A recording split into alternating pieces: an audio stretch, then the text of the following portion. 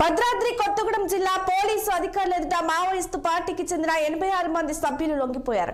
ఇందుకు సంబంధించిన వివరాలను ఐజీ చంద్రశేఖర్ రెడ్డి వెల్లడించారు. తెలంగాణ రాష్ట్ర పోలీసులు చేపట్టిన ఆపరేషన్ చేయుత కార్యక్రమానికి ఆకర్షితులైన ఎంతో మంది మావోయిస్టులు స్వచ్ఛందంగా వచ్చి లొంగిపోతున్నారని చంద్రశేఖర్ రెడ్డి తెలిపారు. తాజాగా లొంగిపోయిన సభ్యుల్లో 20 మంది మహిళలున్నారని ఆయన వెల్లడించారు.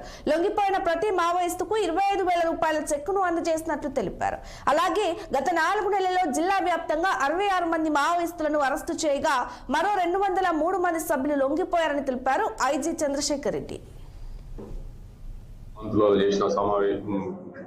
లాస్ట్ మంత్ లో ఆ సందర్భంగా 60 మంది మావోయిస్టు పార్టీ సభ్యులు సానుభూతి పరులు సరెండర్ అయినప్పుడు లాస్ట్ మంత్ లో పెట్టడం జరిగింది. మళ్ళీ ఇప్పుడు ఈ రోజు దాదాపు మొత్తం 85 మంది మావోయిస్టు పార్టీ సభ్యులు, ఏసీఎం కమిటీ మెంబర్లు, సానుభూతి పరులు, వాళ్ళ వివిధ కమిటీలో పనిచేస్తున్న వాళ్ళు అందరూ ఈరోజు పార్టీ సిద్ధాంతాల్లో వదిలేసి జనజీవన స్రవంతిలో కలవడానికి ముందుకు వచ్చిన సందర్భంగా వారికి మా పోలీస్ శాఖ తరఫున ఆహ్వానిస్తున్నాము.